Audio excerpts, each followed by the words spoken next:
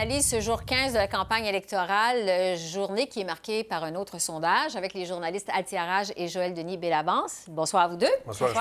Bon, il y a toutes sortes de choses aujourd'hui. D'abord, deux histoires embarrassantes pour les libéraux. On va commencer par celle qui entoure le candidat de Drummond, M. Morales, qui aurait eu des liens ou qui aurait des liens avec le crime organisé colombien. Joël Denis, est-ce que ça fait mal à la campagne libérale? Bien, c'est un cas problématique parce qu'il y a plusieurs textes qui ont été publiés dans le journal local de l'endroit de Drummond qui faisaient état de ces liens entre le candidat, ces liens potentiels entre le candidat et le crime organisé. Donc, pour les libéraux, c'est un peu une question embarrassante. Pourquoi? Parce que ça met en évidence peut-être des problèmes pour ce qui est de la vérification des antécédents judiciaires des candidats et de leurs liens. Et il faut peut-être élargir ça aussi avec les amis dans ce cas-ci.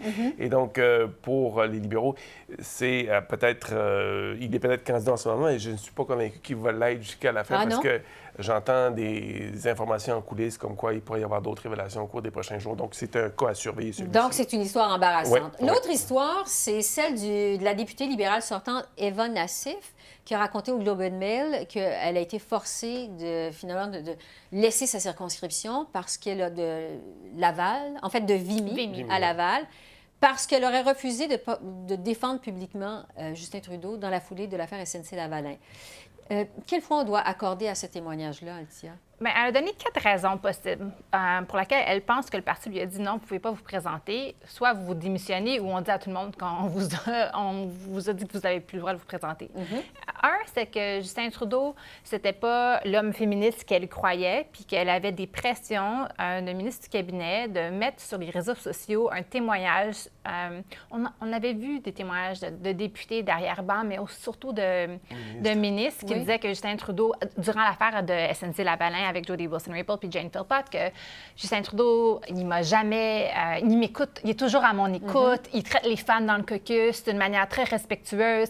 L'impression qu'on donne Justin Trudeau, c'est pas mon impression à moi. Alors, elle dit que elle n'avait pas fait ce geste-là et c'est une des raisons pour lesquelles il lui a montré la porte. L'autre suggestion, c'est que il y avait 3 autres députés de Laval qui, ils n'étaient pas très gentils avec elle, puis elle se sentait harcelée, pas inclus. Le parti n'a pas voulu commenter là-dessus, mais il semblerait qu'il y avait une plainte en 2016 à ce sujet-là. L'autre chose qu'elle dit, c'était que le parti lui a dit qu'elle avait fait des propos anti-gays, la loi sur le cannabis, puis que c'est ces raisons-là qu'elle ne comprend pas, que le parti lui a dit non, on vous montre la porte. La 4e raison, c'était juste qu'elle n'était pas une joueuse d'équipe. Bon, c'est quoi la vraie raison? On ne le sait pas, mais c'est très rare de voir une députée ou un député d'un parti qui n'a pas le droit de se représenter. En fait, je ne peux pas penser à un autre exemple. Et là, elle s'est vidé le cœur, évidemment, et ça fait mal paraître encore l'image de M. Trudeau. Et quand on se vide le cœur, on invoque toutes les raisons pour justifier sa colère. C'est probablement le fruit de cette réflexion qui nous amène à ces 4 raisons qui ont été identifiées. Mais la raison concerne le féminisme de M. Trudeau. J'ai un peu des doutes là-dessus parce que, bon, on a fait appel peut-être à des ministres du cabinet pour vanter les mérites de M. Trudeau en matière de respect de l'égalité hommes-femmes. Si on a fait appel à elle, elle demeurait quand même une députée très peu connue du grand public, même au Québec. Donc, je ne sais pas si savoir été... On n'avait pratiquement jamais entendu. Voilà. Elle n'était pas très présente, donc un peu dans l'obscurité. Donc, je ne suis pas sûr qu'on aurait fait appel à ses services parce qu'elle n'est pas très connue pour vanter les mérites de M. Trudeau. Vous avez raison. Mélanie Joly avait mis des gazouillers, si vous voulez, sur les réseaux sociaux, de même que Marie-Claude Bibeau, par exemple, et d'autres femmes que Chrystia Freeland l'avaient fait pour expliquer que M. Trudeau était bel et bien un premier ministre qui écoutait les femmes et qui portait attention à leur cause. Le sondage léger paru dans Le Devoir ce matin, avant de parler de la situation au Québec, parce que c'est quand même singulier, notamment chez les francophones, à l'échelle nationale, 34 pour les libéraux, 33 pour le Parti conservateur. C'est très serré, ça ne bouge pas. C'est la même chose que la semaine dernière. La semaine passée, tous les 3, on était en plein dans la grosse tourmente de l'affaire du blackface, du brownface. Althia, est-ce que ça vient confirmer que finalement, il n'y a pas eu d'impact?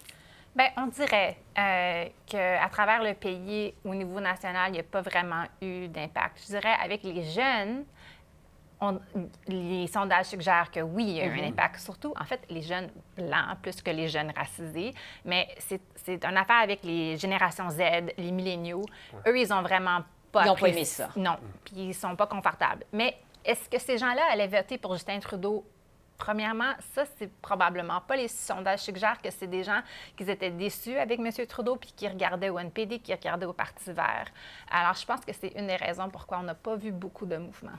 Il y a eu des mouvements peut-être pendant 24 heures, mais ça s'est replacé. Oui. Et, encore une fois, la lutte est extrêmement serrée entre les deux partis à l'échelle nationale. On se demande si la campagne est commencée, si les gens écoutent, Voilà.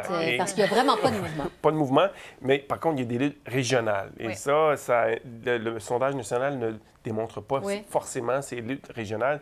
En Colombie-Britannique, la lutte est resserrée entre 4 partis. En Ontario, c'est plus entre le Parti libéral et le Parti conservateur. Au Québec, c'est une autre histoire. Donc, Oui. Et ça nous amène à dire que les résultats des élections, pour le moment, sont hautement imprévisibles. Il y a encore des débats et ça, je pense, que ça va influencer le cours des choses. D'ailleurs, les sondeurs le disent, les observateurs, la campagne électorale commence vraiment au débat. Les gens commencent vraiment à s'y intéresser. La situation au Québec, selon Léger, Parti libéral, 32 Bloc québécois et Parti conservateur à égalité à 23 Donc, le Bloc est en train de rattraper le Parti conservateur parce qu'aux dernières nouvelles, ils se battaient pour la deuxième place. Ils ne se battent plus pour la deuxième place. Ils sont à égalité. Ce qui est intéressant à noter de ce sondage, c'est les électeurs francophones. Oui, et j'allais là, y venir dans un instant. voilà, je vous devance Oui. peut-être, je Non, m'en excuse. Oui. Bien, on va donner les chiffres. Chez les francophones, voilà. Premièrement, les libéraux perdent 4 points. Ils sont à 26 Le Bloc québécois gagne 1 point à 29 et le Parti conservateur gagne 2 points à 24 Voilà, donc on assiste, même au Québec, à des luttes régionales. Sur l'île de Montréal, c'est une domination presque totale du Parti libéral. Donc, il n'y a pas de problème là. Du côté de la ville de Québec, de la région de Québec, c'est le Parti conservateur qui règne en maître. Maintenant, à l'extérieur de ces deux pôles, à l'extérieur du Québec, là, il y a des luttes à 3 et là, le Bloc québécois voit ses appuis augmenter, ce qui va mener probablement à des luttes à 3. Et ça veut dire que la soirée électorale risque de se terminer très tard, Esther. Oui, effectivement. Parce que Avec des luttes serrées. le bloc tu sais, est très compétitif. Là. Le Bloc, c'est selon ce qu'on voit chez l'électorat francophone, effectivement. Ils sont premiers dans l'électorat Oui, francophone. mais c'est comme leur... où est-ce qu'ils sont d'habitude, là? C'est C'est juste pas une grande surprise, mais Non. est-ce que tous les espoirs peuvent être permis au moment où on se parle pour le Bloc québécois? Bien, je pense... Oui, vas-y. Je vous dirais que le Bloc québécois pourrait sortir d'un coma parlementaire. J'ai entendu l'expression, ils sont sortis des soins palliatifs. Voilà. Non, Là, c'est d'un ça. coma parlementaire, parce que s'ils remportent plus que 12 sièges, ils seront formellement reconnus comme Comme un un parti parti. à la Chambre des communes. Donc, auront plus d'argent pour mener des budgets, faire de la recherche, plus de période de temps à la période des questions, plus de temps pour poser des questions. Ça va faire une grosse différence. C'est pour ça que je dis qu'il va sortir d'un coma parlementaire dans lequel il se retrouve depuis 2011. C'est un long coma et donc M. Yves-François Blanchette fonde beaucoup d'espoir sur cette élection pour ramener le Bloc dans une position d'influence. Et d'autant plus, si c'est un gouvernement minoritaire, ce qui laisse entendre, évidemment, les sondages nationaux à l'heure actuelle. Oui. Althia, voulez-vous ajouter quelque chose Je sur le voulais Bloc? juste dire que, Oui. tu sais, en 2015, Oui. les libéraux, ils ont gagné plusieurs concours à 4. NPD, Bloc, conservateur. Là, avec le NPD qui n'est plus vraiment dans le dialogue dans plusieurs de ces comtés-là, surtout des comtés en région, là, on verrait que probablement, ça nuit aux libéraux, ça nuit aux conservateurs, ça aide beaucoup le Bloc. Puis les conservateurs, je pense, depuis la question de l'avortement au mois d'août, ils sont en baisse. Oui. On dirait que le message ne résonne pas. Ça m'amène à vous parler de la campagne des conservateurs. Malgré tous les efforts déployés, Alain Reyes, le lieutenant au Québec, ça fait qui a longtemps. vraiment, il travaille depuis un an à aller Oui. chercher des grosses pointures, des gros candidats pour les conservateurs au Québec. Les conservateurs se retrouvent donc à égalité avec le Bloc, en deuxième place chez les francophones, en troisième place. Qu'est-ce qui se passe avec la campagne des conservateurs?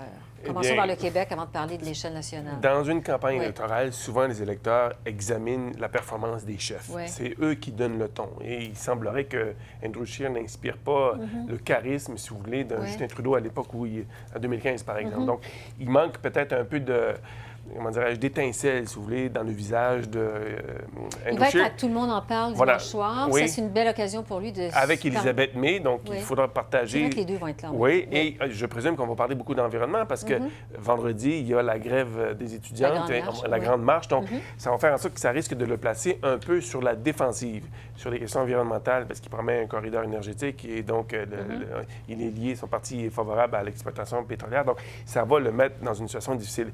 Et à l'heure actuelle, actuelle, je pense que la question des changements climatiques est vraiment très, comment dirais-je, en haut des préoccupations des Québécois, ce qui fait en sorte que peut-être qu'il y a comme un détachement ou, pour ce qui est de l'appui au Parti conservateur. Oui, parce que, on va parler de l'environnement justement, parce que, bon, il y a eu des annonces aujourd'hui. Ça a commencé hier. M. Trudeau a présenté ses objectifs de zéro émission nette de gaz à effet de serre d'ici 2050. Aujourd'hui, M.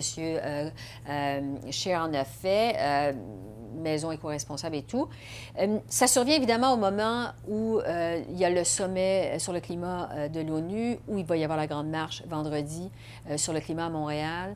Qu'est-ce qu'on doit penser de ces annonces-là cette semaine? Je pense que tout le monde, essaie de se positionner à cause de la grande marche à Montréal vendredi. Monsieur Scheer nous a dit qu'il n'allait pas être là parce qu'il allait quelque part d'autre, mais c'est un petit peu surprenant parce qu'il est assis, comme tout le monde en parle, c'est enregistré à Montréal, alors il aurait pu rester un jour de plus. Il aurait pu partir. Je serais surprise de ne pas voir Justin Trudeau à la marche. Je serais surprise de ne pas voir Jack Meeting à la marche. Je pense que M. Trudeau, surtout, il a besoin de démontrer que c'est pas juste des cibles dans l'air, puis tu sais, oui, il a acheté une pipeline, mais il croit vraiment à l'environnement. Il veut vraiment faire des gros sauts, parce que c'est pas des petits pas qu'on a besoin de faire, là, c'est des gros sauts, pour reprendre cet électorat-là. Parce que ces gens-là, c'est les gens qui regardent le NPD puis qui regardent le Parti vert.